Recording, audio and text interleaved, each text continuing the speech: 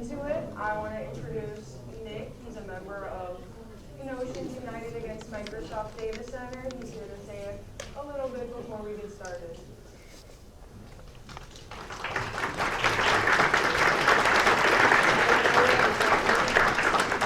Welcome everybody, welcome. Really happy you're all here. To make it easier for everyone, you can just call Kenosha United Against the Microsoft Data Center, QAMDC. It's a lot less to say. I first want to thank all the volunteers who put in their effort, their time to make this event happen. Hands Off Kenosha for the food they generously provided. Thank you to the panelists for offering their time today.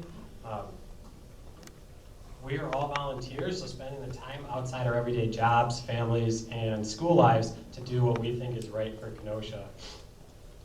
For anyone who is unfamiliar with what a data center is, when you hear someone say they are storing something in the cloud, those pictures, those files, whatever it is on their computer, that actually goes to a data center, not to the sky, not to a cloud.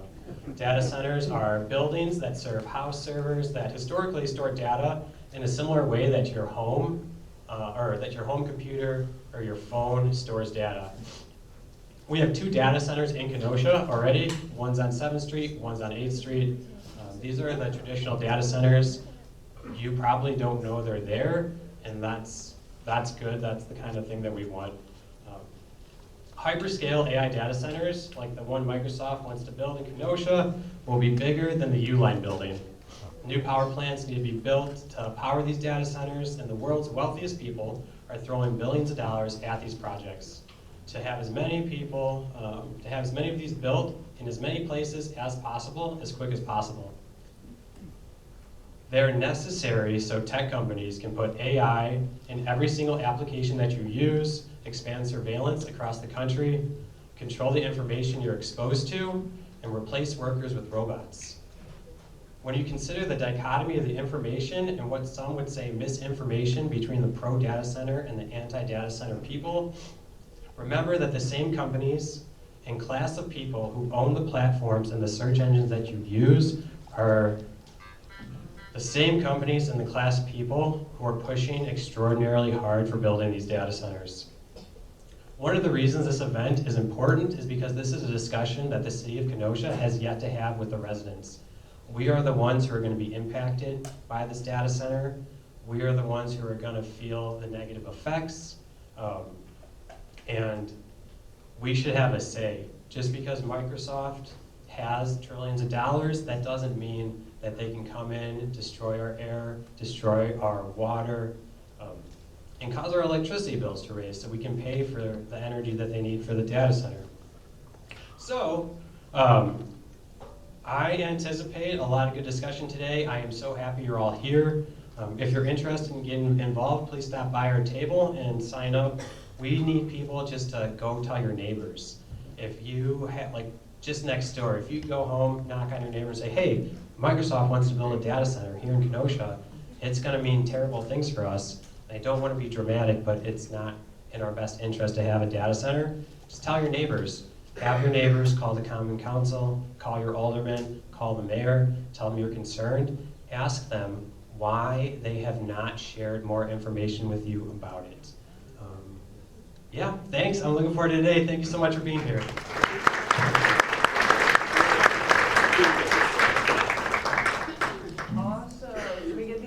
Up a little bit, do a little chant. All right,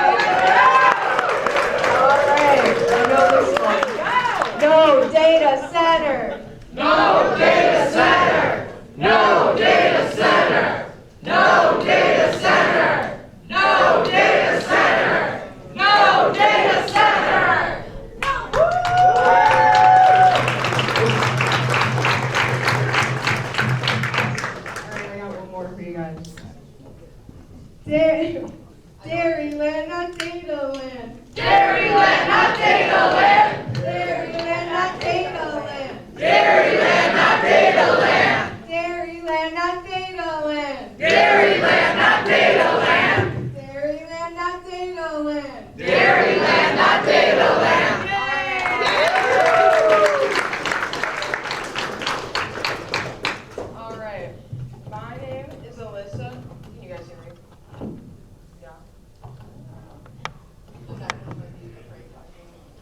So, can you guys hear me? Yeah. All right, cool. All right, so I'm Alyssa. I'm moderating today. I've been working to stop data centers for a while now. I started by helping to organize Great Lakes Neighbors United to defeat the data center in Port Washington. I'm currently a member of Kenosha's United Against Data Centers, and I'm also a member of Milwaukee PSL. Microsoft and the members of the Kenosha Common Council are rolling out the same old and tired data center playbook that the Port Washington mayors and aldermen did. They hold meetings with the minimum legally required amount of public input, and they push the plans through as secretly as possible. Because of the severe lack of transparency, we don't know as much as we should about the nearly 250-acre data center that they're planning for right here in Kenosha by the Mars Cheese Castle in what used to be Paris. What we do know is that it will severely impact the environment, our water, and all of our wallets. Whether you live right next to it, on the other side of town, or even in a neighboring community, we will all feel the effects of this data center. As prices go up in the grocery stores and gas stations, who is really able to afford an increase in their utility bills too? Nationwide, we have seen communities just like this come together to fight these data centers, and they've won. Small cities and towns all across the country have taken steps to draft moratoriums and full-on bans of these AI data centers. So when the big tech billionaires say AI is inevitable, we know that that isn't true. We all have the power to do something, to get with our friends, our neighbors, anyone and everyone who's affected and angry, and to say no to these data centers. No to those at the top getting all of the power and control, using that power to harm our environment, raise our bills, and take our jobs. If AI and data centers that come with it are going to be in the hands of anyone, it should be in the hands of us, the ones who will actually be feeling the effects of the new technology and infrastructure. Here in Kenosha, about 20% of the population are children under 18. We need new job opportunities and sustainable growth, not only to protect our future, but to protect our kids' futures too. Together, we can build a better future that prioritizes people over the rapid growth of these AI data centers and the profits of big tech. Here to speak more on the data centers is environmental justice advocate Julia Peters.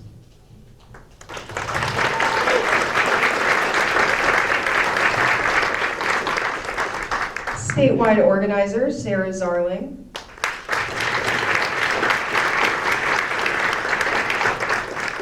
PSL Milwaukee member and statewide data center organizer, Samantha Doucas.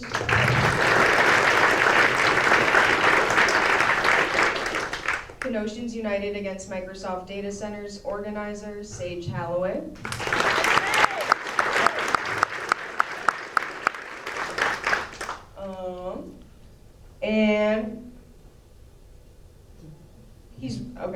And Wisconsin governor candidate, Francesca.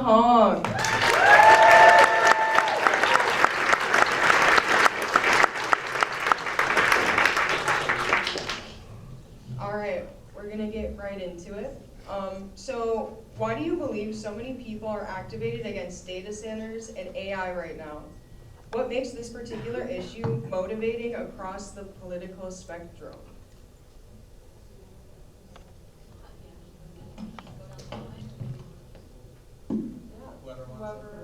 Yeah. I can start. I'm Julia.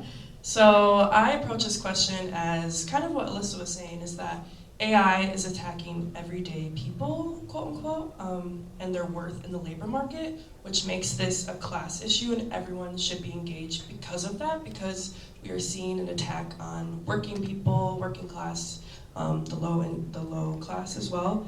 And further from that, Black and brown and other marginalized folks are always first on the chopping block when it comes to things like this, and they will, and if not are already, facing the worst consequences of this. So that's how I approach this question. And I can add to that. The lack of transparency is honestly, like Alyssa said, that's one of my #1 issues with it, and I think that speaks to a lot of people, both from city officials who are, they are under certain understandings with their peers and colleagues, as well as with those above them, to stick to certain talking points, and so to a certain extent, it goes much beyond any local official that you talk to. And in addition to that, I think everyone is starting to hear these stories. We all know that AI is this sort of new frontier in technology, and it's starting to feel like it's moving a lot faster than our government can keep up with. And we've seen this in our lifetimes before. Growing up in the age of social media, we all watched that go from MySpace, sharing your new favorite SoundCloud, to posting your dog, all the way to what it is now, which is essentially an attention farm that has rewired our brains. So when we look at something like AI, I think everyone, regardless of your political standing, has a certain skepticism and disillusionment with trusting these profit-driven companies to have our best interest in mind.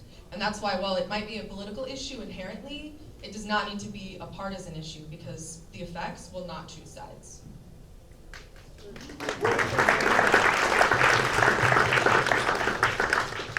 Yeah, I want to jump off that a little bit. Like you were saying, like it is a hugely, like the effects, they don't pick sides, but I think there's a side on which the structure of our society is weighing in, and I think that's for the side of the billionaires. I think everybody in this room, everybody in society, whether you're right, left, center, wherever you currently think you sit, can realize that that is what this is being structured for, and the red carpet is being laid out for them, and everybody else is being told to bear the costs of it. And that should never, ever happen. Like, you can't get new roads, we can't get, public transportation, we can't get reliable housing, we can't get the potholes fixed, we can't get medical infrastructure in the city, hospitals closed down, especially in the rural areas where a lot of these are built.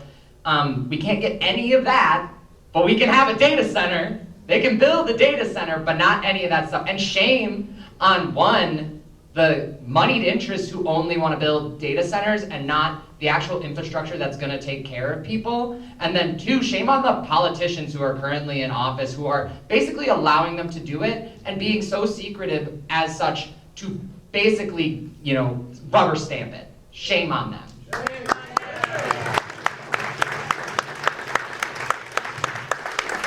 So I think when we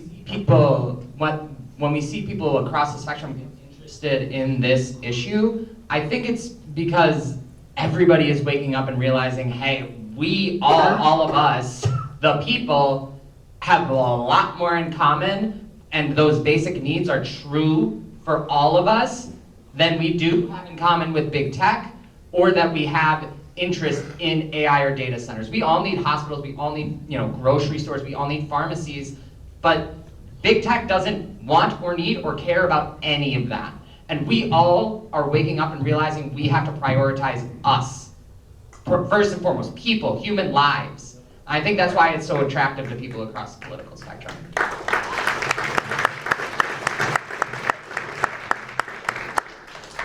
All right, I guess I'll wrap her up. Hello, okay, there we go, that works. Thank you so much. All right, so just really quick, I'll just restate the question again if it's gotten out of people's minds. Why do I believe so many people are activated against data centers and AI right now, and what makes this particular issue motivating across the political spectrum? So I think that to answer both those questions at the same time, the reason why people are activated and why it goes so broadly across the political spectrum is because this issue touches everyone. Because these developers are so relentless in where they're trying to go, and that no community at this point is safe, and that they're hitting rural and urban areas to try and slam as much of these projects through as quickly as possible.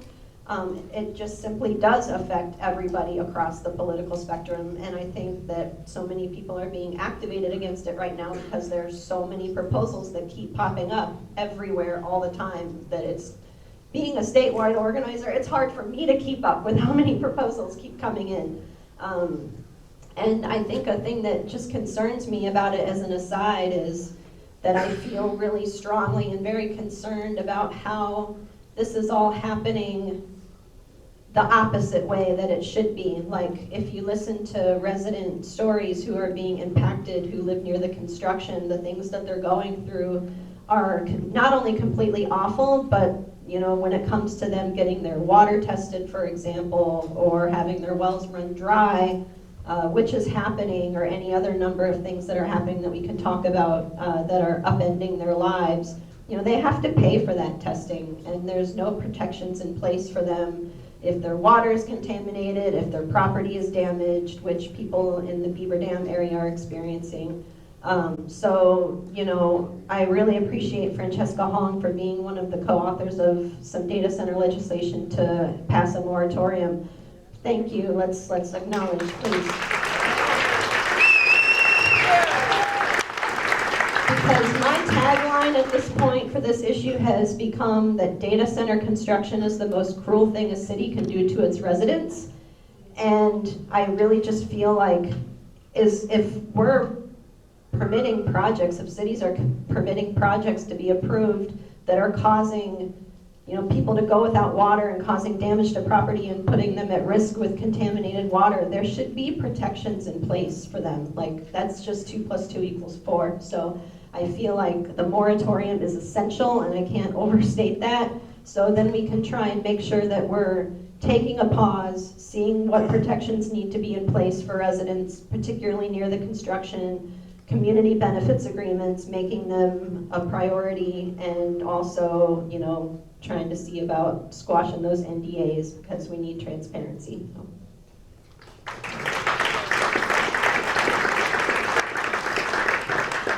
Thank you all so much for those responses. I think this is ultimately an issue that is deeply intertwined with democracy. The people have a right to have a say in the decisions that shape their lives. And we are living through times right now where many people feel as though they cannot control all these outside issues and the decisions, whether they come from the federal level or our Republican-controlled majority in the legislature, where we are seeing rising costs, extreme gas prices, an inability to be able to take care more of to better take care of our communities. And when you feel a loss of control, especially community control, there is going to be a response, and I think right now, to see communities organizing across party lines, across generations, across different socioeconomic statuses.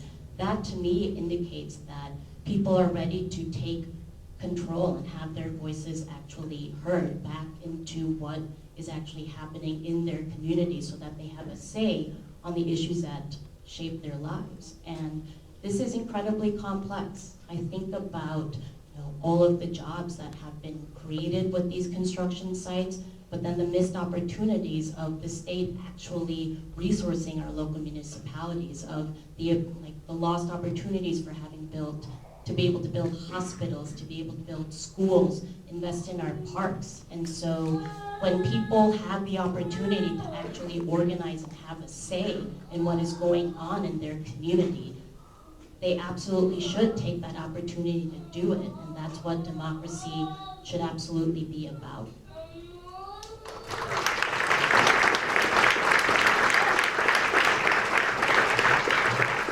Awesome. Yeah, absolutely. Everyone is affected by this. So we all have a responsibility, really, to fight back for our communities. Next question is, why does it seem so easy and effortless for data centers to be built across the country, yet schools, hospitals, and infrastructure goes underfunded and neglected? I think I can build off of part of the response from the last question, in that specifically here in Wisconsin, we have seen a disinvestment of local municipalities and towns and our schools. I mean, we have been underfunding our public schools for over a decade. And our local municipalities, you know, they can only levy and have, like, be able to meet their budgets better if there's more new construction. And so there are all these different factors that are making it harder and harder for our tax dollars to actually be used towards the things that we care about, like our schools, like more hospitals. Again, I will always push for investment in public parks and public libraries. And so these decisions that are made at the state level, and you know, as a state representative, I've seen the hollowing out of local governments, and especially when we are underfunding our schools, that is going to have a ripple effect to the rest of the community. When we have strong public schools, we will have stronger communities, and I really think that there are fewer economic disparities then too. And when we actually when we have politicians who are willing to make the decisions to actually improve the quality of people's lives and invest in things that the people are demanding, you know, there will be fewer opportunities for these data centers to come in, pop up, and take advantage of what I see as vulnerable communities whose, you know, essential services have been undermined because of what's been going on in the state legislature. And so taking back community control and ensuring that our tax dollars are going to the things that we want to is directly connected to making sure that we are changing the people who represent us in the state legislature.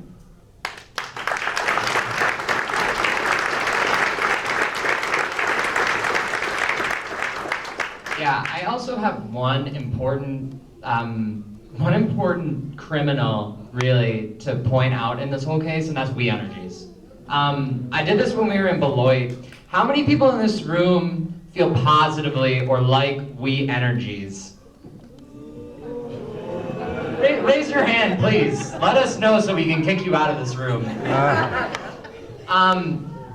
We Energies and other, you know, privately owned, investor-owned utility companies, like Alliant in, you know, the Madison area, the south central area of Wisconsin, they have their profits guaranteed by the state. They are guaranteed a 9.8% profit. And frankly, when you're guaranteed money, even if you have to invest in, you know, big gas plants that power data centers, which you know you will lose money on if you try to build, a normal company would not invest in that. But if your profits are guaranteed, you'll do whatever you want as long as it will get you money short, medium, and long term, because you have no concerns. And that's all under the auspices of providing us with, you know, reliable energy, you know, infrastructure and requisition to our homes, you know, whatever businesses, whatever it may be. How many people here think We Energies is a reliable company? Okay, that's great. Everybody else said nothing, so I think we can, fair enough. But I do think, like, these companies and their guaranteed profits have got to go. We need a municipal utility company that actually will be accountable to people so that we can shift. And we've all talked about here in the first question why the profit motive for all these big tech companies is the driver of these data centers. The same is true of We Energies, and they're equally as culpable as bringing them in because they profit on the back end from using all of the electricity these data centers stand to use. They want them here, and they're bringing them here, and they basically have a blank check and a green light to do so. So we do have to get that out right now.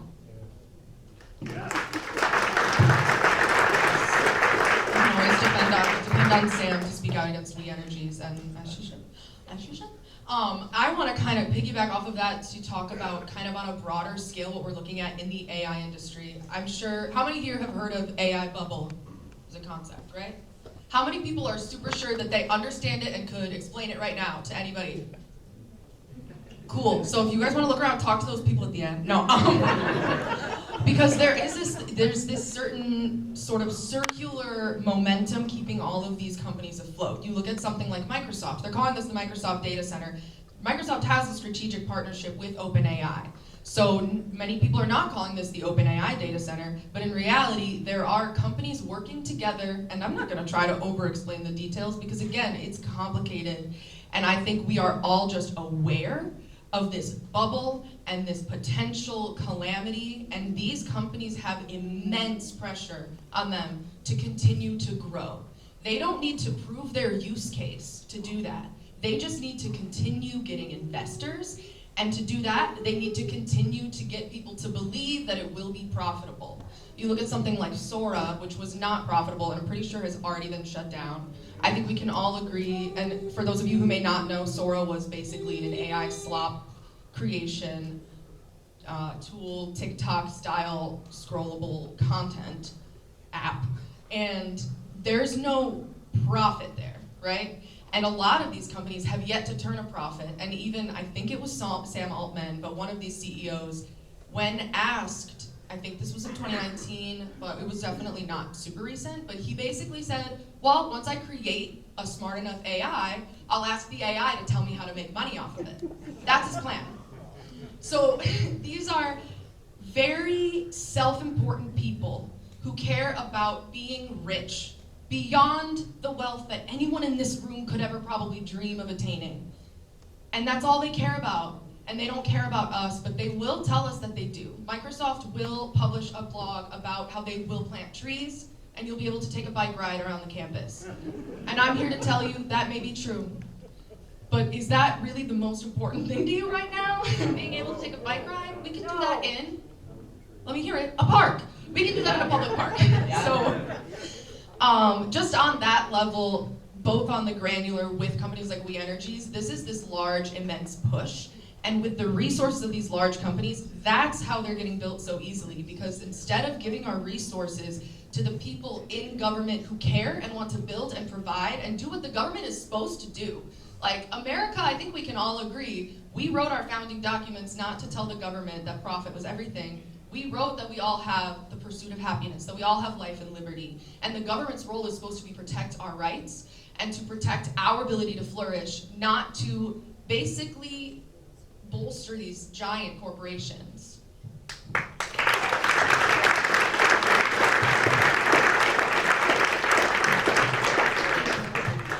Hello. Can you hear me? Yeah, okay.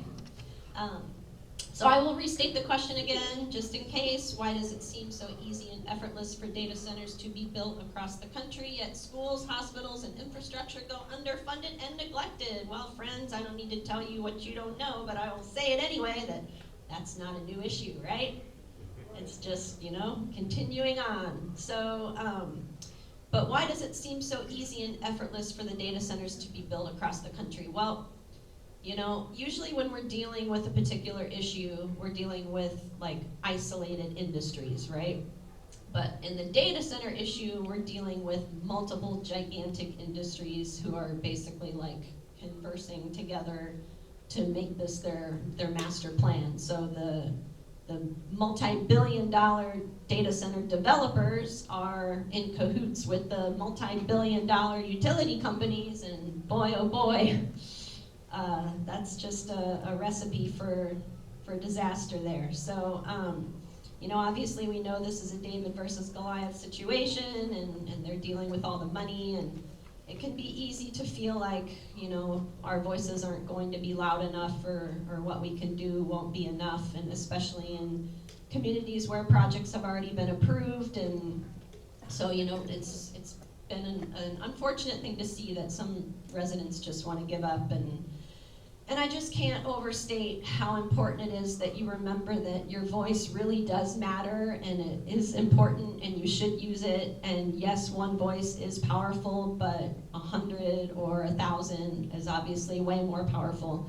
And the communities who have defeated projects around the state, the reason why they were able to is because they organized relentlessly in mass and didn't stop and didn't give up. So, I'm just going to encourage you that if you feel alone, or you feel like this is too big of a fight, or you just think it's not going to be possible, or whatever you might be feeling, just please remember that you're not alone, and there are people mobilized in every community who has an active project. There are people mobilized all over the state who are working to strengthen our coalition and make communities more powerful. So let's just remember, look around, you're not alone, your voice matters, and please, I encourage you to get involved, so we just don't want to let them win, right? So, let's keep it moving. I'll be really quick here, but I just want to say, looking at this from a global scale, so we are competing with other countries on this. So I've heard people classify this as the new space race, which could be seen as a good thing, right? But AI is not good. We're not using it for good, and we should be using it for good. I heard someone say, well, what if they are using AI for cancer research? Well, they're not. They're using it for military operations, nuclear weapon research. I go to the University of Michigan. We have partnered with a data center that is doing research on nuclear weapons. A public university is doing research on how to create nuclear weapons, which is insane. And then also thinking about this in public schools, like children are already being deprived of literature. The public school system has already changed so much, and with AI introduced, it's going to be insane. And I think for everyone who has kids in the room, and I see kids in the room, it's scary. Please read books and don't look at the phone all day. I'm a victim of this, but listen, I try to read as much as I can, but it is really scary. And I've heard people call this the tech oligarchy. They want to replace those that are not necessary for their agenda, and anyone who stands in their way of making them wealthy and things like that, they're just not necessary to them. They do not care about us, as everyone was saying before. So thank you. Yeah, really quick. Sorry. There are a few more chairs available up here. If you are standing in the back, please do come closer forward. Feel free, please in fact come forward. There are a few chairs up here, there are single chairs up here. We want you close so you can hear and get more involved. And also, it'll just be, a lot easier for you to experience the event. So please do come and get closer. Yeah, I also want to say, on this question, and particularly jumping off what Sage was saying, the society is structured towards the profit of all these companies. We need a system that isn't oriented towards that. For me, that's socialism. You can decide on your own what it is, but we really, really need to get away from this. It's the root of so much of the ills in our society, and we need to fundamentally change it. That's the only thing that's going to actually create a society that stewards our needs and actually, empowers people, puts people in the driver's seat. And frankly, the data centers are just the evidence of the opposite, the polar opposite that does not allow people for a second to breathe. And that's why I've been so involved, and that's why, I can't stop organizing around this, like Sarah was saying.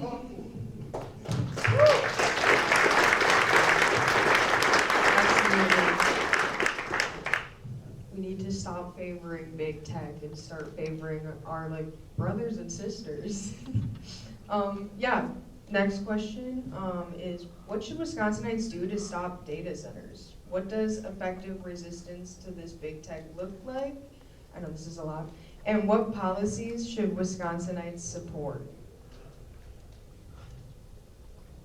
I'll start on this one because I honestly think the other panelists are going to have more, especially Ms. Hong over here, so I'll keep it pretty short and sweet. I do think just the grassroots coalition building, recognizing that any small step you take, whether it's mentioning the data center, even if you're just at a party with your friends, throw it out there. I spent hours just talking to this woman who I think might be here today, Carrie Lynn, about this issue, and we were just talking at the bar all night. So just literally these very small steps can make a big difference in spreading the word. It feels like it's David and Goliath, like you said, and it kind of is, but there's actually so many little Davids running around, and we might be bigger than Goliath altogether, you know what I'm saying? And they want us, I do want to add one more thing actually, because they want us with this. Think about radio or television, some kind of media revolution that was actually brought us together. We would all sit and watch the same thing, listen to the same thing at the same time.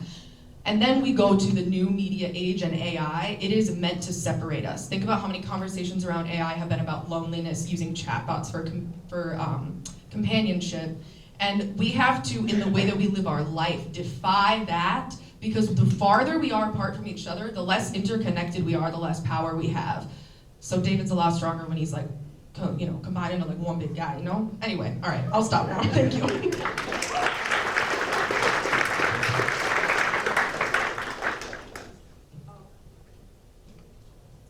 I'll also be really quick because I believe other people have good insights on this.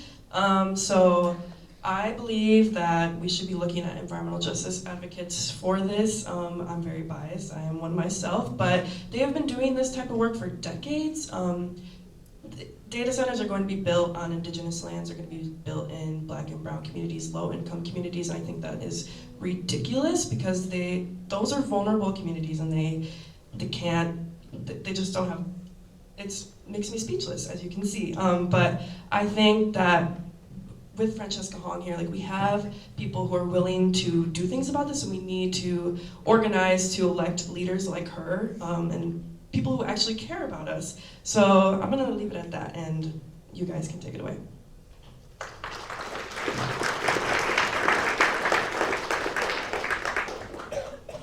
Pick a mic. There we go. All right.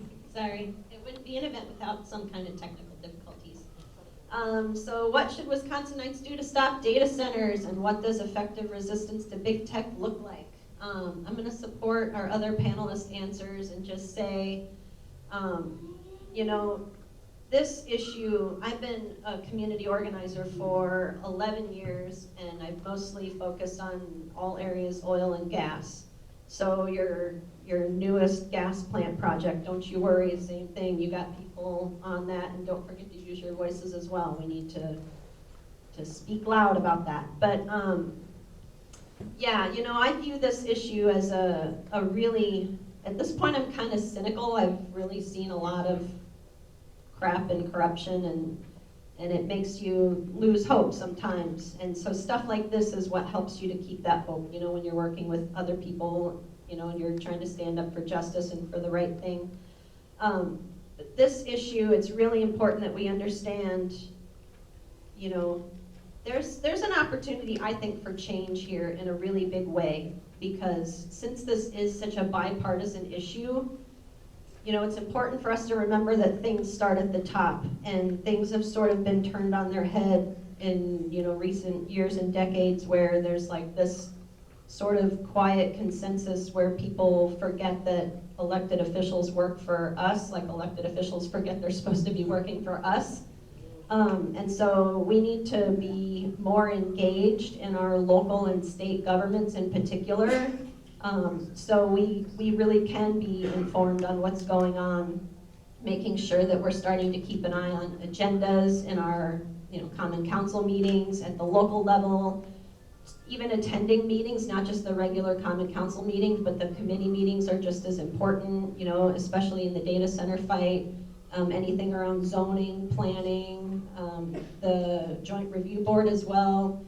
Just really, I encourage you to start digging more into how your local government works, and then also how your state government works and who your elected officials are, and starting to make inroads with them and take meetings with them and just sit down and talk together. I mean, they're humans too, right? Like, and they're just doing their best and trying to do the right thing. And so it's really important to just, you know, build inroads with your elected officials, know how local and state government works, and then, you know, really let them know what you want. So if you don't want a data center, let them know, and how they respond to you is gonna let you know what they stand for, and if they really care about working for you and care what you want, or if they care about their best interest or industry's best interest. And that's one of the reasons why these projects are getting approved so much, is because these developers and these economic developers, their paycheck depends on the project being approved. And so when they go in more vulnerable communities and they, you know, dangle this big carrot of projected revenue that they're going to get, you know, like if the project is in a TID, for example, at the end of X number of years, and then the promise of jobs, and, you know, they're very effective at doing their job and convincing these vulnerable, uninformed city leaders that they need these projects. And so it's our job to educate ourselves, educate them, and try and see if we can really change things from the top at a legislative level.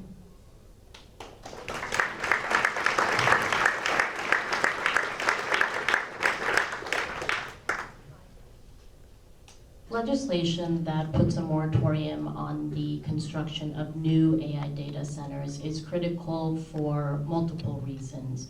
One, Wisconsin right now has incredibly loose regulations when it comes to holding polluters accountable, and there are very vague metrics in terms of what are appropriate levels of pollution. And it makes the state vulnerable to being sued, in which case they are acting more from a place of fear than than being able to judge better in terms of what's in the public interest. And so until we have the guardrails and regulations in place to be able to ensure that these decisions that are happening at the local level are being made with state regulations that ensure that there aren't going to be any rate hikes for utility rate hikes on taxpayers, that there are no exemptions for sales and use tax of data centers, which is currently in place. So data centers across the state do not pay sales and use tax. So deleting corporate subsidies is key.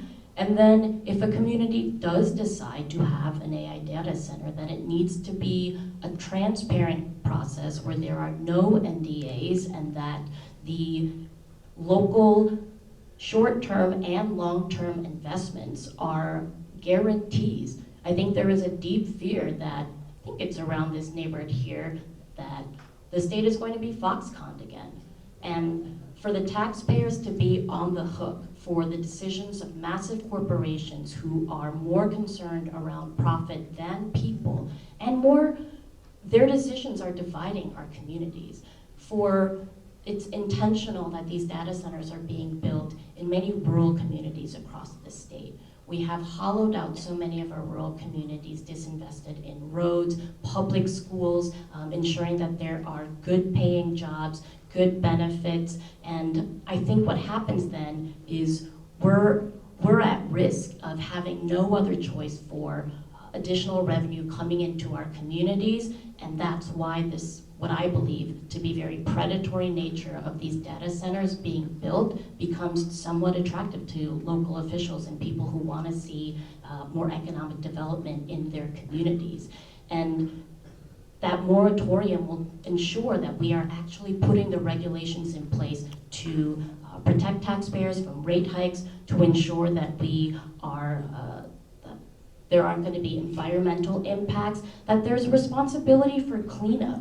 Because who is going to be paying for the testing of these waters, the soil? These are all things that taxpayers are going to be more vulnerable for paying when you've got corporations who are not responsible and can leave if they aren't actually fulfilling the promise of this, short-term or long-term investment. And so a moratorium policy, and then ensuring that our local governments are actually fully funded. I can't stress enough how important this is, because when you see disinvestment in local governments, and right now, the state has been hoarding so many of our tax dollars and not distributing back into our local communities, so that we cannot provide essential services for folks living in those communities, like EMS and fire, like funding our libraries and public parks, like making sure that there aren't potholes in the streets. And so that moratorium bill, I cannot stress enough that it is important so that we can actually put the regulations in place that are going to protect our communities as opposed to exposing them to more harm, both economic harm, environmental harm, and let's make sure that we're keeping in mind the consequences of the decisions that we're making on our future generations. I think clean water is a human right. I think ensuring that you have access to natural resources and economic security and prosperity is dependent on the decisions that we make today. And the decisions that should be made at the state and local government level should be in the public's interest and the interest of our future generations, that we're keeping people safe.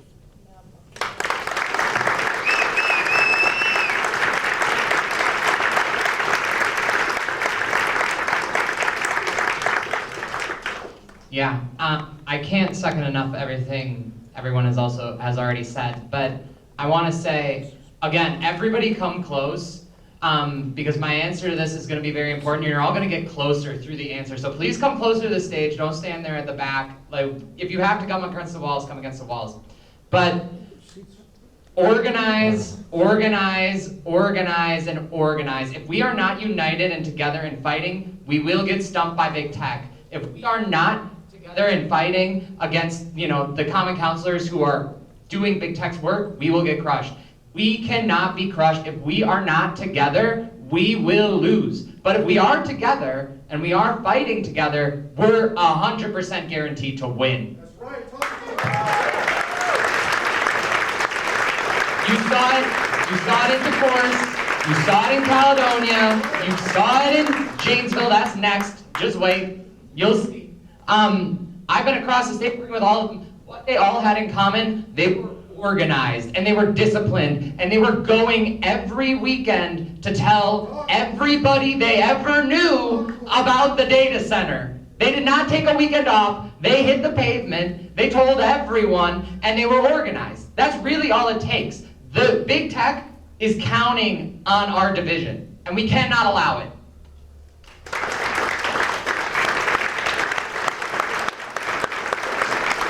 So we're going to put a moratorium to protect.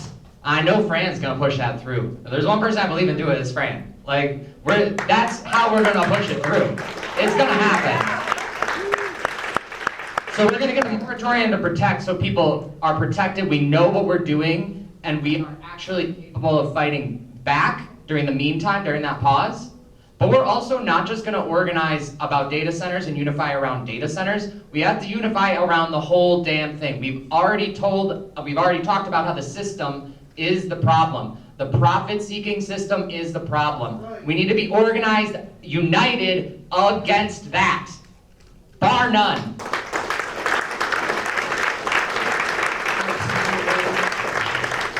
I would like to make one more policy condition that's imperative in terms of lifting a moratorium is to ensure that we are in a climate catastrophe, and the investment in clean renewable energy is more urgent now than ever. And the people who should be paying for the infrastructure building that we need for solar, wind, ensuring that we're not moving back towards coal, controlling our alternative energy sources and ensuring that the people who are paying for it are not the taxpayers, but these massive corporations that are coming in and attempting to build these massive AI data centers that are also perpetuating future job loss. Just because I'm team human doesn't mean I'm anti-AI, but I'm certainly anti any sort of rights that are being taken away from our workers. And if we are building renewable energy infrastructure, the guarantee has to be that those are good paying union jobs, and that we're investing in making sure that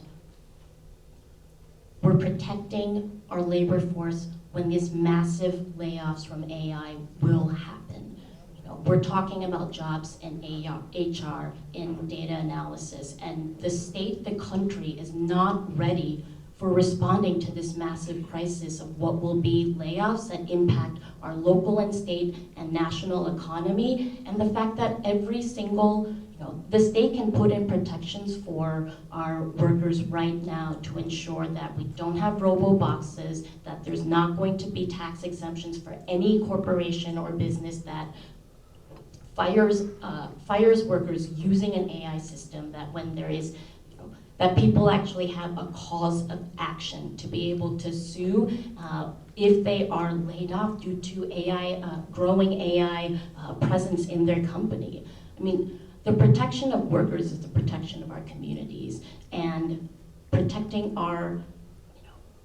public health is ensuring that we are moving towards renewable energy and making sure that we have clean energy at least 52% by 2030 and aiming for 100% clean energy by 2050. It is an existential threat right now, and we can invest and make sure that we're paying for it by using ensuring that there are no tax exemptions for massive corporations that are building these AI data centers, and ensuring that they are the ones paying for the renewable infrastructure that is directly benefiting the community that they're building in. So much of, I'm already hearing about wind projects that are going in rural areas where that clean energy infrastructure is not going to benefit the community. It is only going to power a data center.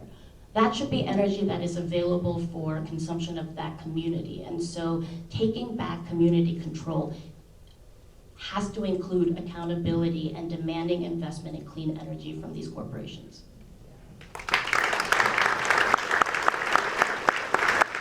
One last thing. This is an action item for all of you now. You see the table back there and the table back there by the food? Go get signed up. Go get signed up with Kenoshans Unite Against the Microsoft Data Center and actually get started to organize. You're not too young, you're not too old, it's not that you don't know enough people. You can do it. It is average people who make the difference here. Sign up and get involved. If you are not getting involved, I assume there is a reason you came here today because you care. You are not doing that impulse, that really justified impulse that you had justice. Do yourself justice and actually go and organize against this thing. That's right.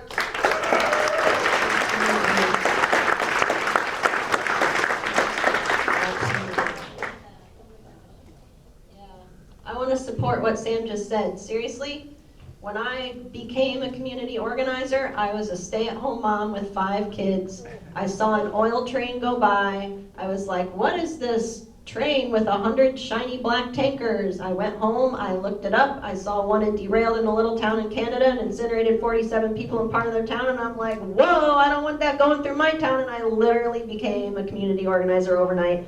Taught myself, learned by collaborating with other groups. You learn along the way, you learn together. Seriously, the term is called accidental activist, when you become an activist from an issue that arises before you and you decide that you want to do something about it instead of just letting it happen. So seriously.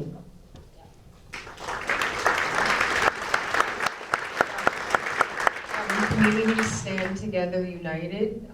They can't defeat us. There's a few of them and a whole lot more of us. So,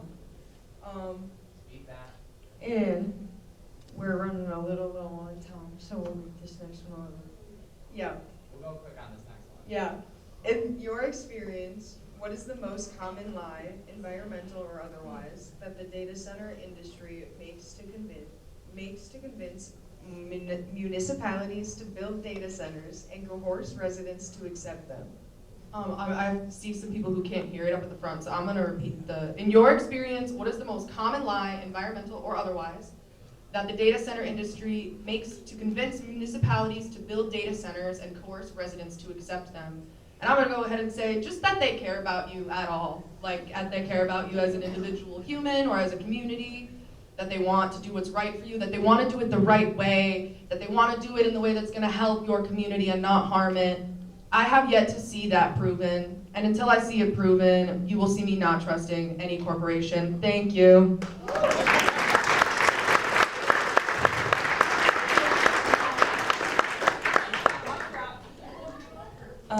So staying on the topic of renewable energy, so I think data centers are using renewable energy to make that as a point to say, hey, we're a sustainable data center. We're gonna use renewable energy, we're using clean energy, but just because you use renewable energy does not make it sustainable. There are a lot of things wrong with the renewable energy system that just because you're using that does not mean you get to come in here and still use a crap ton of energy and it's still gonna have its own impacts. So that's one lie I think people are using. Another lie is that this is an individual fix, is that stop using ChatGPT and this issue will go away. You're using ChatGPT, you use ChatGPT, so why are you organizing against this? That is not how this is going to, it's not going to be fixed just because someone is using ChatGPT. We've seen this before with the plastics industry. I'm sure everyone was part of like when the video came out of the turtle with the straw and the nose. That was very sad. But then people started organizing, saying, oh, we need to stop using plastic. And then industry started putting out all these insane things that it's like, oh, we're not using plastic, so come buy with us. So that they're using the same techniques, and it does not work. It's a corporation fix. We need the corporations to stop. They're walking over us. And they're using, it's green, it's called greenwashing. And please don't fall for it just because you're seeing this is a green chat box or whatever they're calling them. It's not gonna work. So yes, those are the two things, renewable energy, and this is not an individual fix.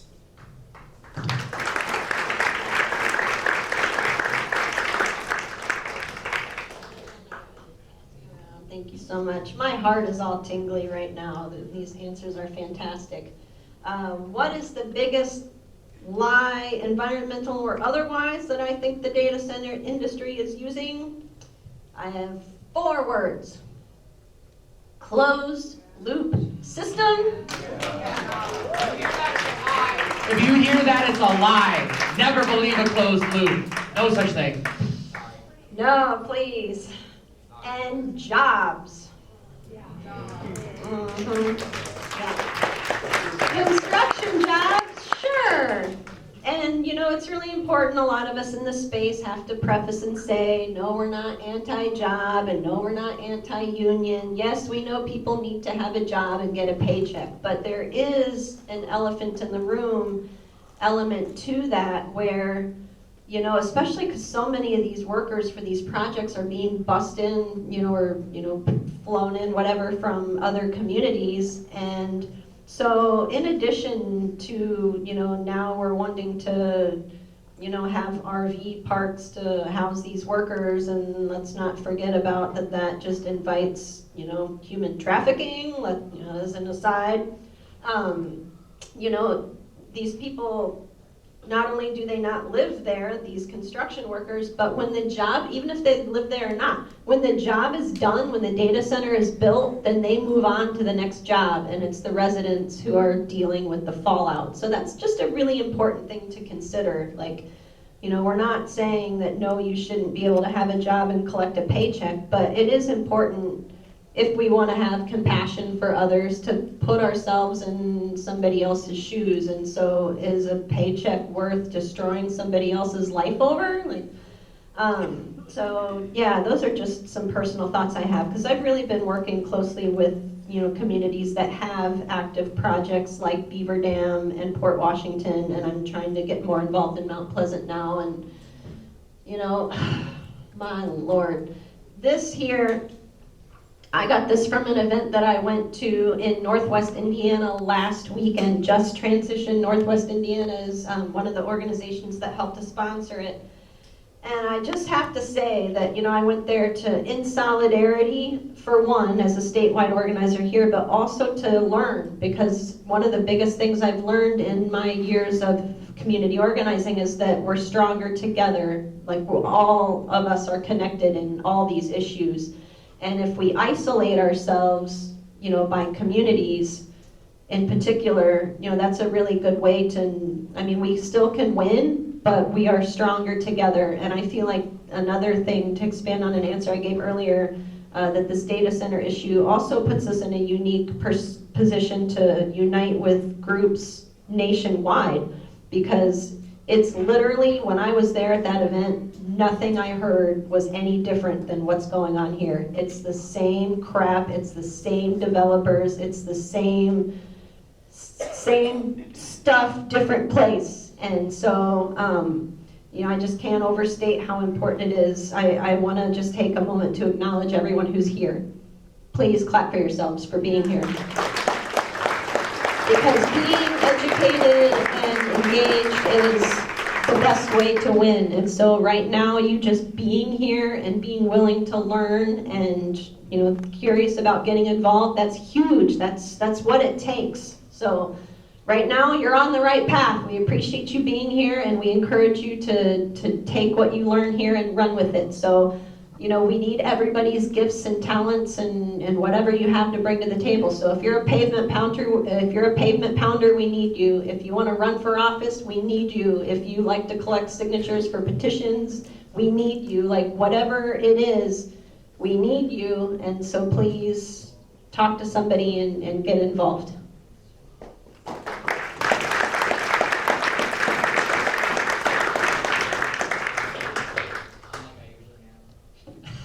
All right, really quick, I was gonna say the same two things that Sarah was gonna say. Closed loops are a lie, and the jobs, we need the jobs, and we want union workers to have good paying jobs. But more than I want union workers to have good paying jobs, I want rank and file union workers in the driver's seat of this stuff. They're not. That's right. Union workers should get to decide what gets built. We should be deciding whether or not a hospital gets built or a data center. It should not be We Energies, Microsoft, OpenAI, whoever deciding the priorities of our communities. Absolutely not. It's our decision.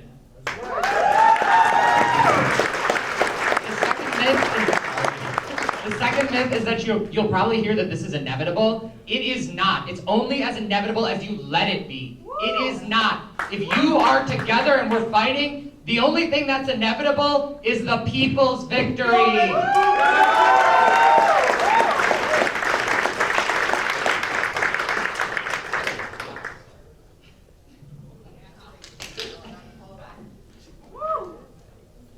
That was, I think that's the biggest lie, that the growth of AI and the need for these AI data centers are necessary and inevitable.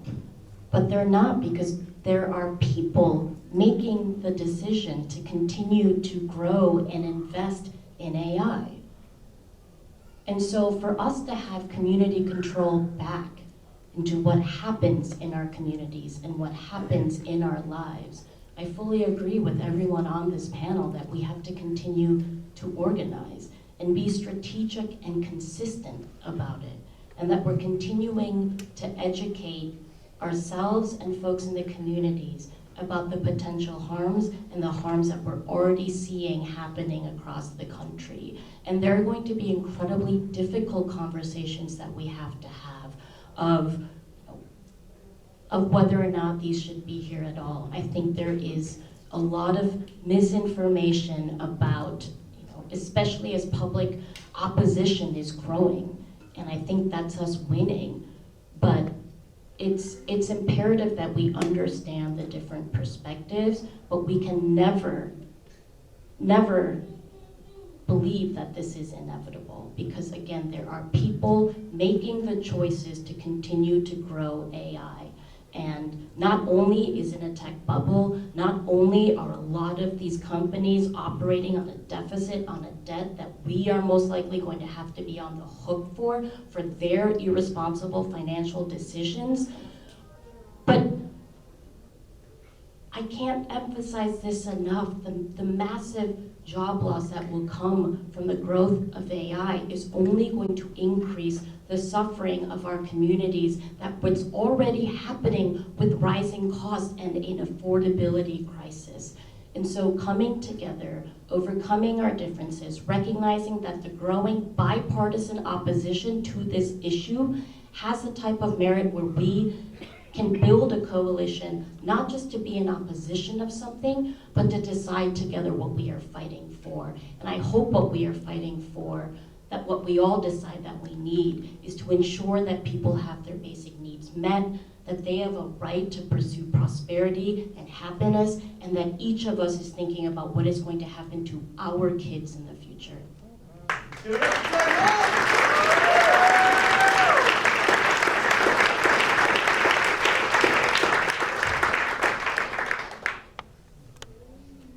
Oh, okay, sorry.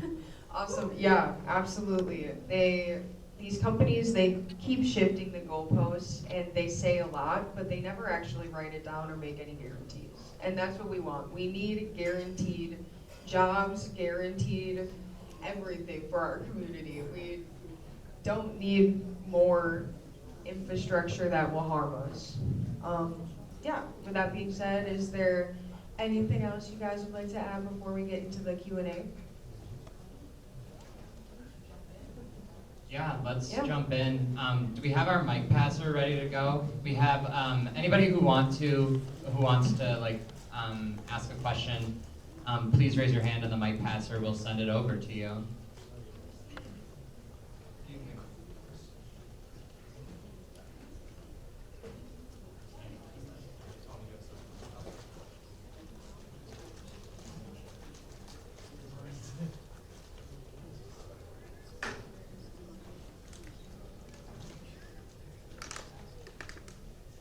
First off, I'm proud of everyone here in Kenosha. Nice turnout here, guys. So, I have a question. We all know that both Republicans and Democrats within our assembly is on board with the AI stuff. How will you as governor try to negotiate with them on trying to get the moratorium through? I think it's the responsibility of an elected official to be responsive and accessible to the communities that they represent. And one of the ways that I think I can build support for a moratorium, ensuring that we are pausing until we have the regulations in place, is to encourage them to actually look to where their communities are and where the communities are at when it comes to opposing these AI data centers. And the polls are already showing that, especially amongst our younger generation, and it doesn't matter zip code, background, that folks are becoming more skeptical about the developers and corporations that are aiming to push these, that are already pushing these data centers across the state. And to be a representative, you know, a senator, and work in the legislature to actually represent the communities, you know, is dependent on listening to them. And I think organizing and that pressure, more people will recognize that if there are representatives who are choosing harm over public good, that we need more people to run for office to challenge them.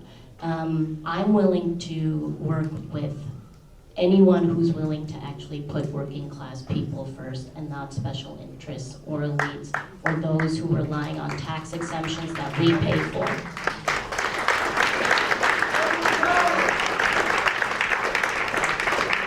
Yeah, if you want to ask a question, please line up in the center. Sorry, we're going to change it up. And then Christopher, if you wanted to hand them the mic. Sorry, that's probably the easiest way. And before you leave, please do sign up at the tables. That is important.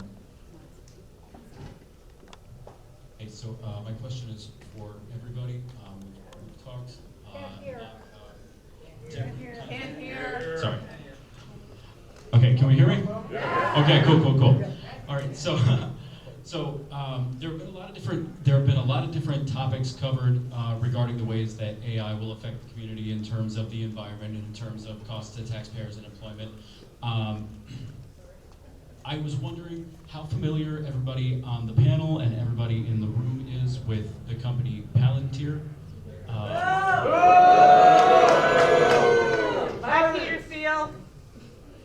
And what, in your opinions, can we do to curtail the power that they are amassing, more and more by the day with the flock cameras and the government contracts? They are already well embedded into the military. What can we, as average citizens, do to reel them in while we can?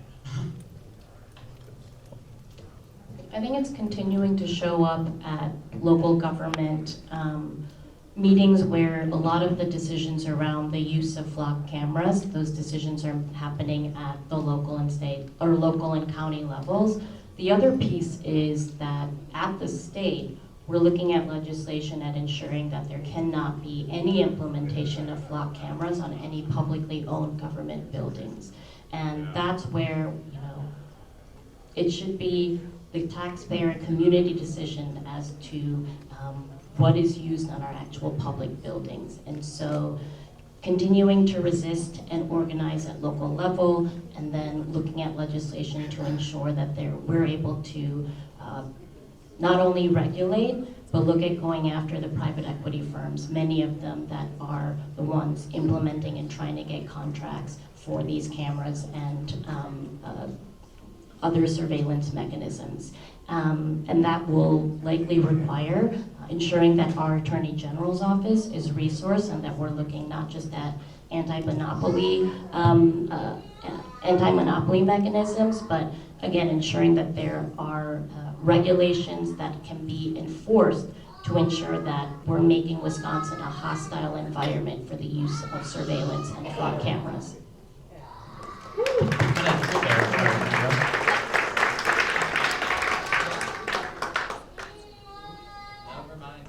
There we go. Yeah, I'm gonna say in a just world, these companies wouldn't exist, and in our world, they shouldn't exist. We need to ban their existence. They are plagues on our society, and they are not people-focused. We need an actual people-focused system. In a normal world, Palantir would not exist, and it shouldn't exist. So let's stop lying to ourselves about any of that being normal, and get rid of them wholesale, and just cut it. We need a system that works and is centered around people, not around that. No, I'm passing it to you. Oh, okay. Yeah, I just want to add too that, yeah, you know, the biggest way if you want to fight back against anything is showing up and organizing. So, you know, it would be great if speaking out against the flock cameras and the increased surveillance would be like a facet of the data center movement or the no data center movement. But if that's the issue that speaks to you, then just organize around that and start showing up and telling your local city and county governments that you don't want flock cameras. That's the biggest and the best way. You have to show up and use your voice and tell them you don't want it, because, you know, sometimes they don't even listen anyway. So the best way to try and make them listen is by making them hear you. So, yeah, show up. I want to make sure we get some more questions, but just like a last thought on that. I think people think about these AI data centers and they're like, well, I use these tools. This is the kind of thing that these hyperscale AI data centers need to be built for. I'm going to tell you right now that you don't need this data center to go use ChatGPT, because guess what? If you go open your phone, you go to ChatGPT, you're using it, and it's fine, and it works.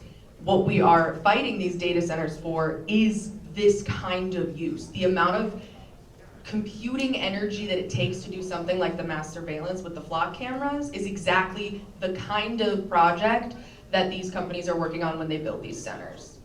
In case that's not clear to people in the room. I just want to add too that I think some people are forgetting that 1998 Will Smith, Gene Hackman movie, Enemy of the State. Yeah, that was fun. What we're doing now? Yeah. Am I loud now? Yeah, you're good. Okay, yeah. I have a short statement, and then I want to ask a question to anybody there that wants to try to answer it. Well, the short statement is, I live a couple blocks from here, and I see we have 200 to 250 people here, I'm counting already. And I noticed that there are quite a few of our local representatives, City Hall and state representatives here today. I recognize them. That's my statement. And my question is, I will go home, we will go home, and we'll have discussions with our neighbors and with our family. So we need, what are the arguments for in bullet points, and you know, quick bullet point, and how do we argue the argument that you're giving to us? Okay, help us out here. Sure, like playing, like, what are the arguments that you're going to get in return from proponents and how to field those? Yeah, love that question. And it's honestly something that's it's ongoing. I'm thinking about this constantly. The number one arguments that I have heard personally is the inevitability. And I always say, okay, but you can tell me that it's going to happen no matter what. But someone's doing it. This is not a divine intervention from above that we can't control. Someone is doing this. And it is the kind of propaganda that we get taught from a young age that we do not have power as individuals. And while there is some truth to that, we have power collectively. So whenever someone comes to me with the inevitability argument, it's a fallacy in and of itself. Like, someone's gonna do it, so it might as well be them, is never an argument. It's just like the slippery slope. Well, where does it end? The answer is somewhere. We draw that line, we make that decision, we don't let someone else who we don't even know, motivated by profit, make that decision for us. And then I think the jobs, I think you addressed that very well with, they say that they're gonna create a lot of jobs in the area. A lot of this is contract labor that they bring in people from outside of the community. They also they overestimate the numbers of temporary and permanent jobs. This is something that we see time and time again. I've heard stories out of Texas, I've heard stories out of Georgia, Memphis, Tennessee. Even they're building these out in Vegas and Arizona where there's no water. And they're touting all of these awesome jobs. And you know what? They do actually pay pretty well, but a lot of them are short term. They take you out of your community, and these folks are traveling around from data center to data center doing this, what becomes monotonous work. And at the end of the day, this really impacts the local community's housing situation. This impacts, like, there are people in, I believe it was, I can't remember the city name in Texas, but it was Texas, where there were people who couldn't find an apartment because everywhere was just converting into these Airbnbs for people coming out of the community to come work temporarily. And then that gives the real estate in the area reasons to keep driving up the price. And in Kenosha, I think we can all agree, housing is one of our biggest issues. Our homeless population is not reasonable, and we do not accommodate them well enough, and they are in danger. And we do not have affordable housing for the working class, for the middle class. And so why would we add this kind of disruption? I'll get off my soapbox because I just got really passionate. So y'all have anything else to add, go for it. I can go really quick. Yeah, you'll also, I think you'll also hear about the jobs. These jobs are temporary and the effects are permanent. The effects are permanent, the jobs are temporary. We need to build good jobs that will provide a sustainable way of life for everybody in the community that doesn't require people being taken out of the community. You'll hear about closed loop systems, how they don't pollute. This is not true. It recirculates the water that's put in. They'll say it doesn't use as much water, but in reality it uses more electricity, and the way we generate electricity in the state is by pumping turbines that use more water. So it's not a solution, it's just we're backloading the problem onto the energy system instead of front-loading it onto the water system. So there's really no elegant solution there. Also, those closed-loop systems require creating solutions, chemical solutions, glycol solutions with the water that is being recirculated within the cooling systems there, those closed-loop cooling systems, which further pollutes the water, and municipal water infrastructure is not prepared to filter that. It just isn't. And Virginia, Loudoun County, the place where there are the most data centers in the country, has already reported on this. I also want to say, these are all great questions to have, but this is precisely what KUMDC exists to do, is to prepare you with these tools so that when you go out into your community, you're ready to talk about it. So please sign up for the email list. We will do precisely this sort of training so that you can go and talk to everybody else in your community. Thank you, Sam. Yes? I just want to add a couple things too that you might hear. Can you hear? Is this okay? The promise of economic benefit to the community, that's temporary along with the jobs. So yes, while the construction workers are helping to drive up your rent, yes, they're also going to be supporting local gas stations and restaurants, maybe hotels, things like that. But when they leave, when the job is done, then that temporary economic boost to the local economy goes with it. And then also, oh gosh, I hate that when I have a thing in my head and then it just flies right out. Increased tax base. Well, thank you. That's actually that's related. So that big projected carrot number that they dangle in front of, that the developers dangle in front of the local officials to try and entice them to approve the project. You know, it's really important too to know that at any point the developer could walk away.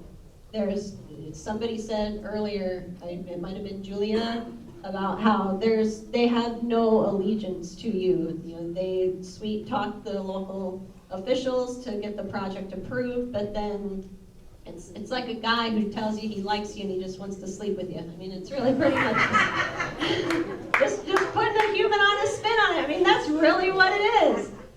And they have no loyalty whatsoever to the community. Their job is to make the money and get the project approved so they can make profits. But at any point, if it looks like, because they're a corporation, if it looks like this is a bad deal for them, they will cut and run. And then you're left holding the bag. So that's an important thing to think about too.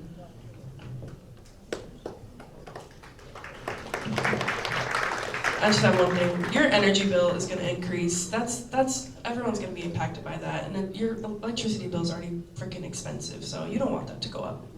And they'll lie about it. It'll happen slowly, so it'll be like a rubber band. Yeah, they'll let go. I think that was I think she clocked out today. They'll lie about. Ooh. Sorry. They will lie about it. They will absolutely 100% lie about it. You can't buy the lies. I am so sorry about that. Can we do the next question? Before we do that, I'm just gonna say we're gonna get like 2 minutes for each question and answer so we can get more people. Yeah.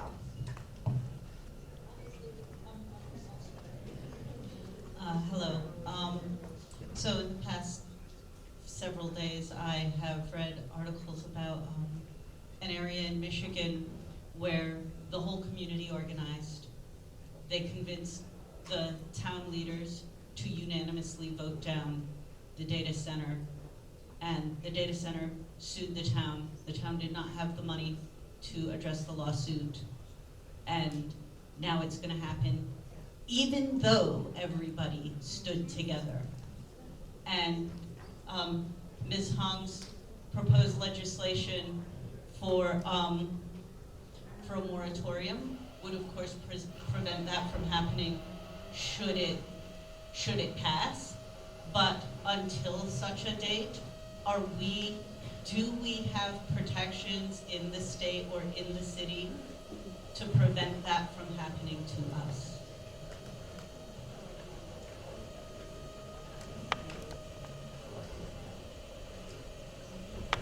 This is a great question, and I really appreciate you bringing it to our attention. Right now, I can't speak to what the state regulations would be. We are a local control state here in Wisconsin, so it's unlikely that there are current state statutes that would prevent a municipality from having to take on legal expenses. That is something that most municipalities have to address on their own, but we can certainly, and I'd love to get your information after this, and I can have more of my team look into the research of what that would entail at the state level. But another reason I always go back to shared revenue is that for the last 16 years, as we have seen costs rise for our municipalities and our tax dollars going to the state, that has not been distributed equitably back into our local municipalities. That was very much by design, and it has put us in a spot where essential services are getting cut, programs are getting cut. The ways that we're able to take care of a lot of people are through programs that exist that have been tailored and designed to respond to community needs when it comes to homelessness, when it comes to housing ordinances and zoning. And so, you know, in the long term, we certainly have to invest more in our local municipalities through a more equitable shared revenue system. But in terms of how the state can support local governments when they are involved in lawsuits like that, we can certainly look into further.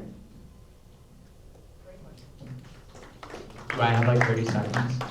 Yeah, that should never ever happen anywhere, fundamentally. And that's what, I think that example, that's in Saline Township.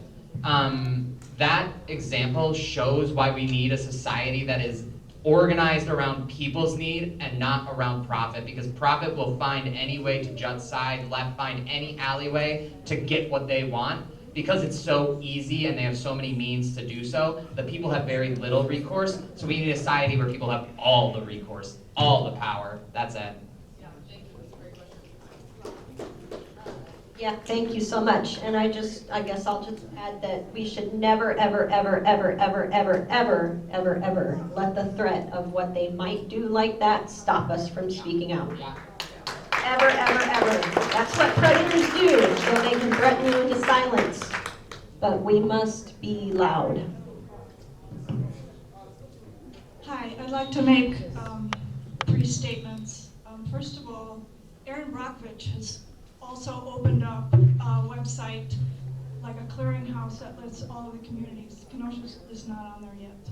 But I think that collaborating with them would be very helpful, and make sure that on your website you look for national support, because I think it actually takes the whole nation to fight this. Second of all, the idea of surveillance has been brought up. Well, that's why they're coming here. They're coming here because they want all that power in order to be able to surveil us in every single thing we do in our lives, because it can be monetized.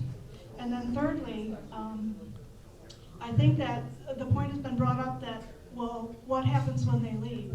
I think that they should not be able to build anything unless they guarantee that they will put the property back to original condition. Because if we have a whole bunch of Kmarts that are abandoned, then that doesn't do the community any good. There is technology coming down the road where we will have quantum computing likely by 2050. So all of these things will be useless because a refrigerator-sized computer will handle all of it. Thank you.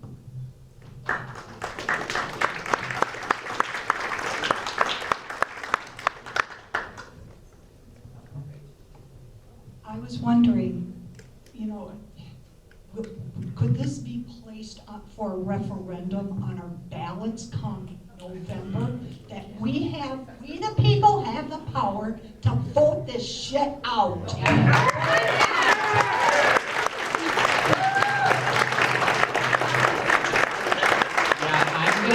gonna answer this question because I helped Port Washington do precisely this. Unfortunately, it was too late for the present data center in Port Washington. I also helped Janesville do precisely this, and theirs is gonna be on the ballot in November. It ain't even gonna get there because the community organizing in Janesville was so strong that the city manager resigned after their common council split.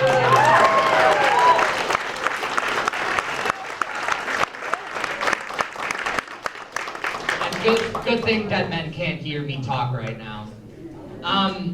Yeah, so it is possible to do a referendum. Kenosha has 100,000 people in it, right? Am I right? So the law states that you need 15% of the amount of people that voted in the last gubernatorial election to do that sort of referendum, to get something like that, an ordinance on the ballot. Unfortunately, we don't have enough people right now to get 15% of 100,000.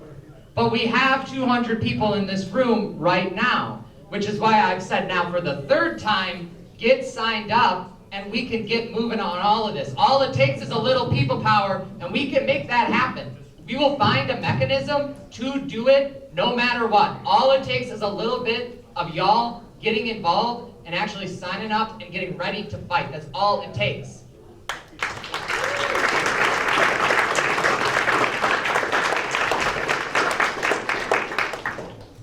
Is our goal to, with signing up, is our goal to become a letter writing campaign, to become the website will say, go to this meeting this time? I guess I'm trying to think of the brass tacks of what we're asked to sign up for.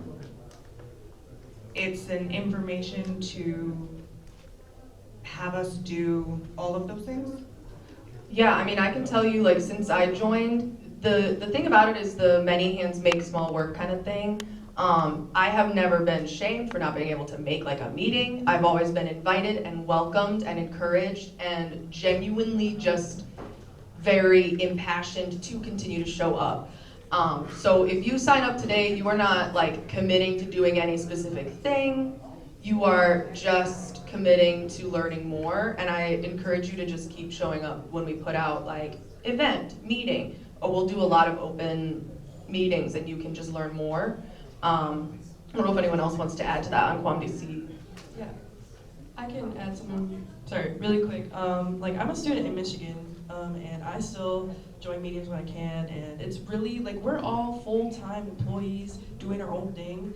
This is just our side hustle, so it's like, do what you can, and that's, like, crazy to, like, ask people to do things after working 40 hours a week, 40-plus hours a week to work on this, and I think it's a do what you can thing, and also just, like, talk to your family. Like, my family didn't even know about this until I talked to them about it, so there's a lot of things you can do.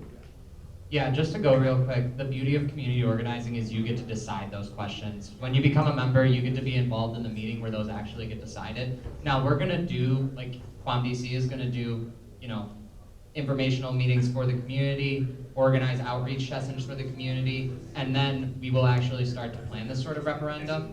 But the beauty of all that is you can be involved and get to decide, and when you do sign up, that is what you're giving yourself the opportunity to do. If you don't sign up, we don't know who you are, and we can't follow up. You're bringing your skills to it. No, so that is something the group needs to decide to do, and we want you to be a part of that. That is what we're asking.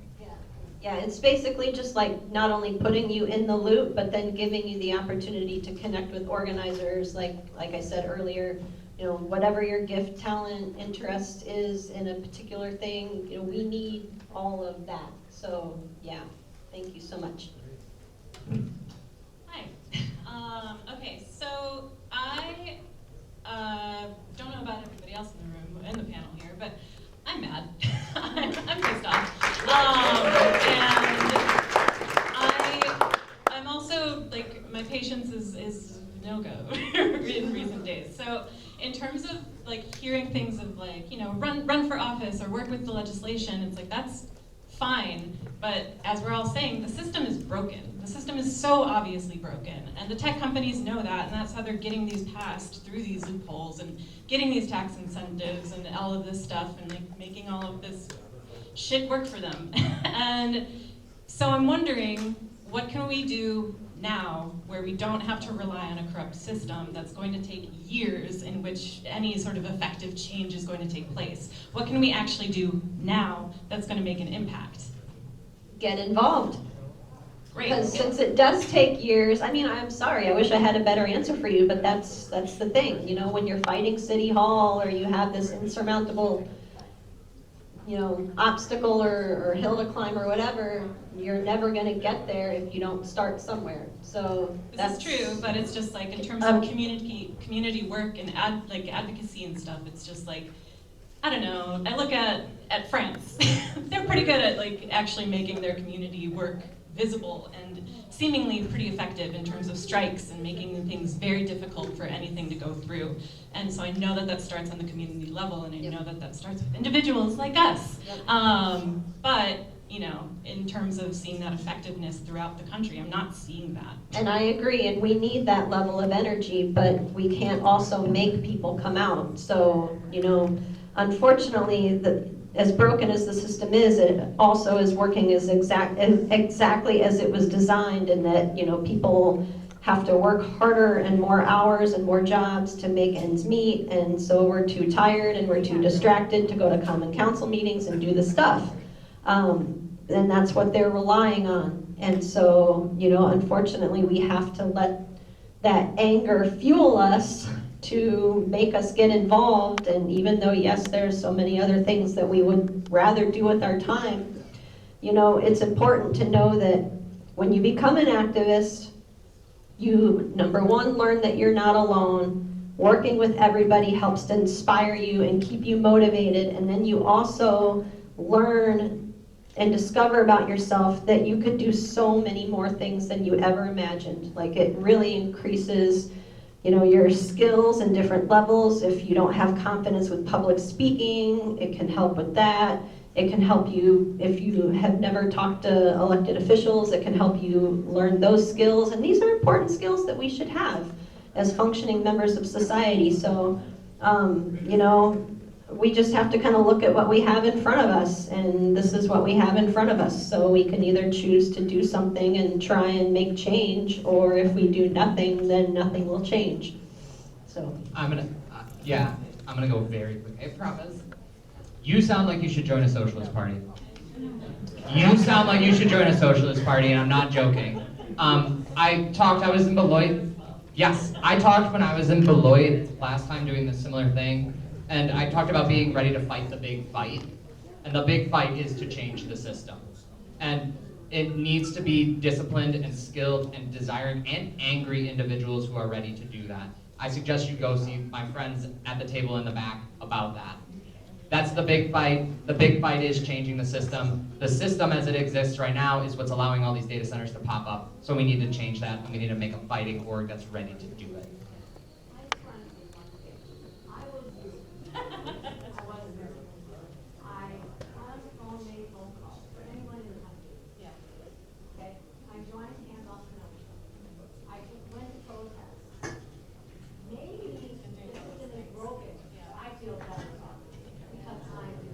You will feel better if you're involved. Fran, you want to say something?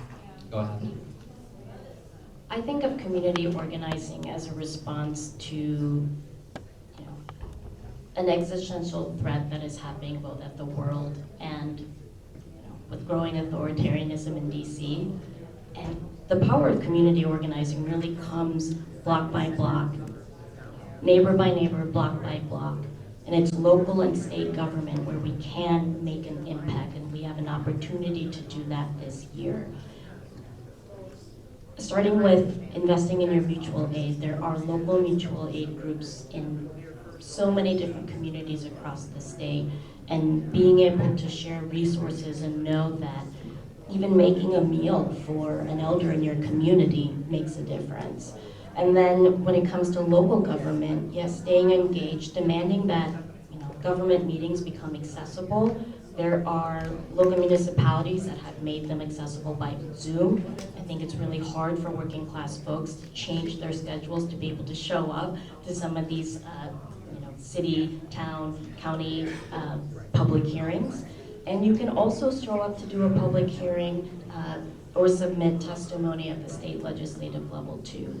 But there will be legislation passed that improves people's lives in our state, but we have to have new leadership in our legislature. And that is going to require ensuring a Democratic majority in both the state Senate and the state Assembly. And there will be opportunities to win back that majority, and we can certainly share more information about that. But even if it's not in your immediate community, I tell my friends in Nina Menasha, start paying attention to your local elections, because that is a seat where we can help win new leadership for that community. Common Council meetings every other Monday. For anyone else, at 7 p.m. Come a little early if you want to speak. Friction is how behavior changes. People will behave in whatever way is easiest. So let's be the friction in those rooms. Let's let people know and let ourselves be heard.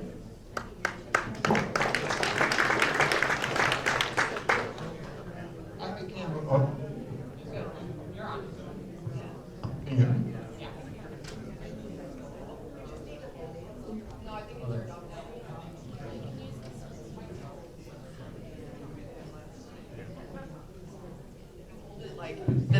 This is how microphone, try to put like 2 inches, project into the microphone. Thank you. I became aware of this last November when I was first aware that they were going to build a data center here in Kenosha. A group of us went down to the Kenosha Common Council meetings, expressed our concerns, also followed up in later Common Council meetings, and to my understanding, it's been approved. And if you could clear this. So what do we do about the ones in Kenosha, Mount Pleasant, and what Washington that already have been approved? I know we're talking about this future data centers, but what can we do about the ones that are already approved? Senator Francesca, I've been following you, and Senator Chris Larson, and I know you were trying to pass control of the delete, which was not passed because our representatives did not bring it to the floor before they recessed. So what can be done about the existing ones?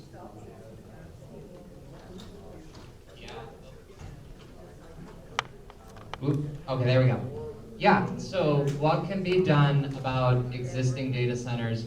First, that was a big question. We'll start with Kenosha. So there has been no development agreement for Kenosha. So this thing will still come up at some point again on the Common Council agenda. If it's not too late in Kenosha. So all of you in this room, we have a fight to wage. Get ready to wage it. So you can join, you can sign up, and you can fight back now here in Kenosha.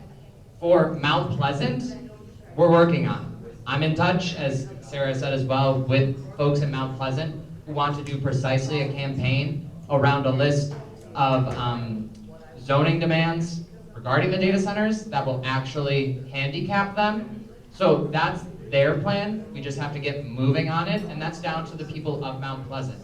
But the third thing we can do and the best thing we can do is to support Francesca Hong's legislation. If you're talking about stuff we can do right now, we can support that.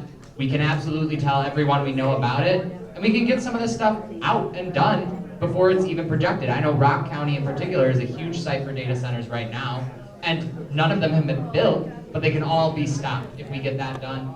But there's going to be organization in Mount Pleasant, there's going to be organization in Rock County. It's on you in Kenosha to stop it in Kenosha, and then we can unite with everybody around the state and stop it everywhere. We can also simultaneously support Francesca Hong's moratorium legislation, along with, it wasn't just Fran, it was, Brian Clancy, Chris Larson, others. But the most important thing, and I really want to emphasize this, is you all in this room getting organized, ready to fight back against the data centers. It's you getting involved in Quam DC and actually making a difference. It's people power that makes that change happen, not the other way around. If we keep thinking that it's legislative stuff dropping on our head and not us determining the legislature that's necessary and supporting it, then we're always going to be playing the back foot.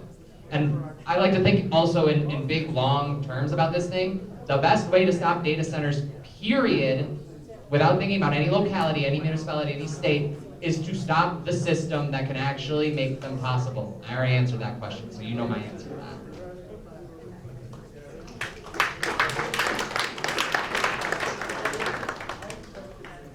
Hello? So my question is kind of about the money that Microsoft is throwing around right now in the community. I'm not sure if this is because they are already building in Mount Pleasant, so they're needing to give money away as a tax thing.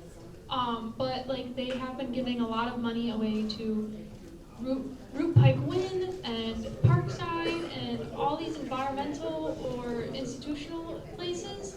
And it's been giving these companies, institutions, organizations the green flag, I guess, because Root Pike Wind is basically praising Microsoft for all the money they've been donating.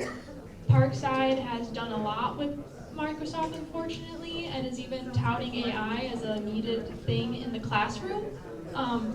What can we do to try to oppose these things? Can we try to do we try to shame these organizations? Do we try to fight back? What can we do about that? Yeah, off the top of my head, I know Microsoft has been known to do this. This is very greenwashing. For example, I know they've been known in the past to basically tout that they're carbon neutral, which is, for anyone who might not know, that your carbon use ends up, you offset it. Now the way that they do that, there's actually a whole industry around planting trees and wherever, and it's truly nothing that you can do to offset your impact will be as effective as not having that impact in the first place. Because I can sit here and say, well, my statisticians did all of the analysis, and we planted 1,000 trees, which totally makes up for all the fracking we did in Nebraska. Now that's that's a fake example, but whatever.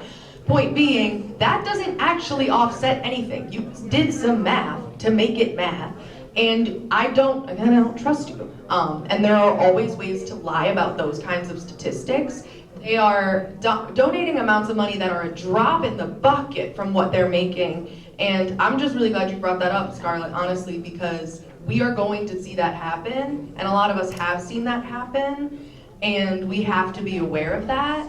How can we fight against it? I think by just not, God, I guess some people have sworn already, but I don't want to. Just by not taking that, not standing with that, responding immediately with, that doesn't matter to me because X amount of money to that organization doesn't fix the problem that you created. And that's what capitalism keeps doing to us. They keep making new problems to solve and then solving it with problems that create more problems. Like,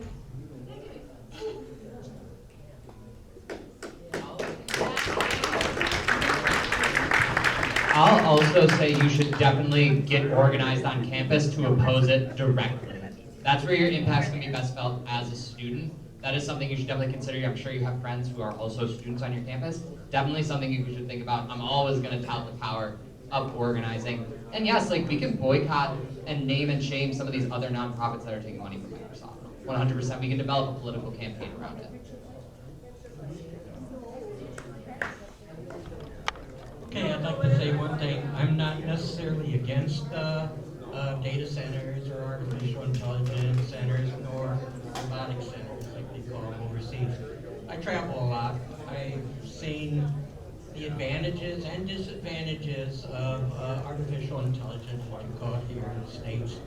And, you know, China is so far advanced in this, Japan, Europe to some sort, and especially Scandinavia.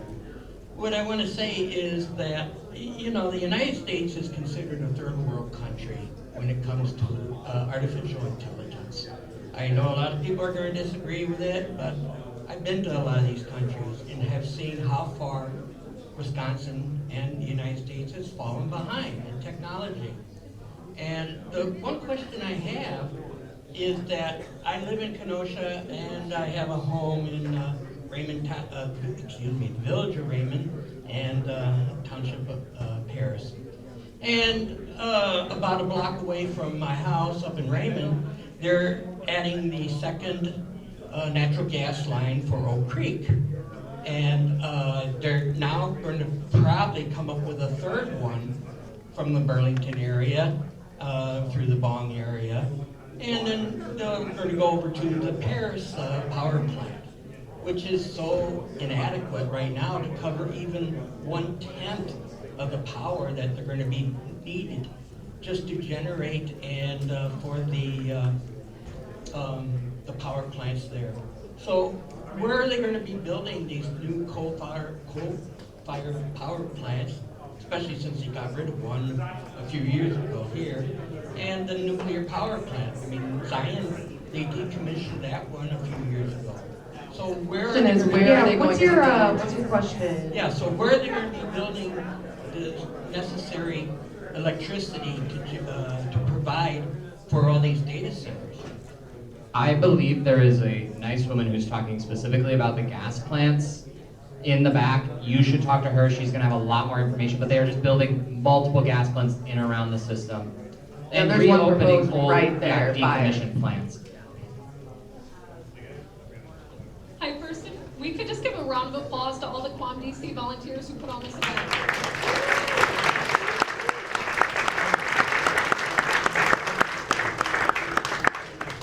I just have two quick comments. One, are there any local elected officials in this room? If you're here, can you please stand? Okay, seeing no one, that's a problem. One person, couple. All right, a couple. So thank you for being here. Please see that this is an issue that Kenoshans care about. And if you are a resident in this room, as a resident in this room, please reach out to your local elected officials and let them know this is an issue you care about. A lot of elected officials are saying that they're not hearing from the residents, and so they don't think this is an issue they care about. So please reach out to them. The second issue, Julia, do you have a question? Yes, one more comment, one quick one. Okay.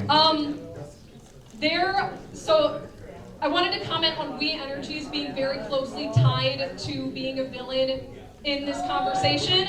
And so we are actively seeing these utility companies recruit data centers to Wisconsin. One was in Caledonia, which was pulled. So the We Energies there had bought and rezoned the land and sold it to Microsoft.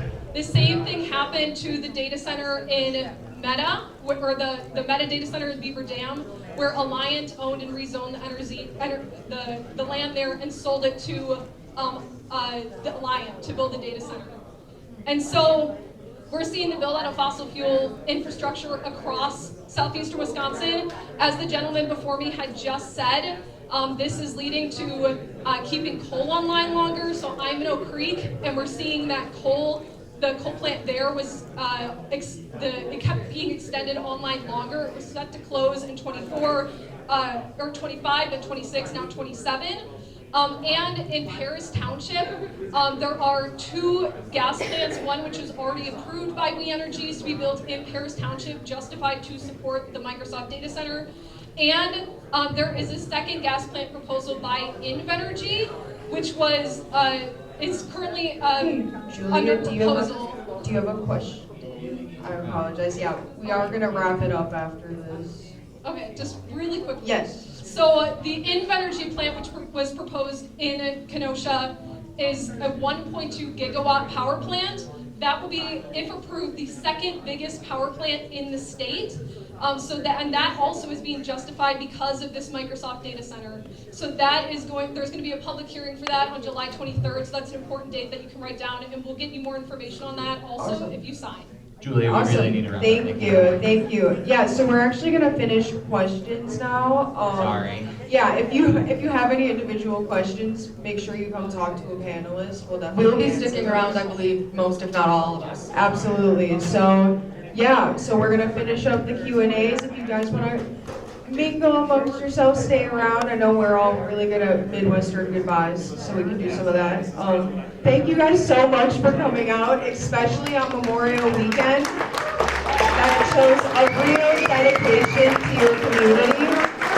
And it's extremely important to stay informed and to get involved as much as you can, as much as you have the capacity for.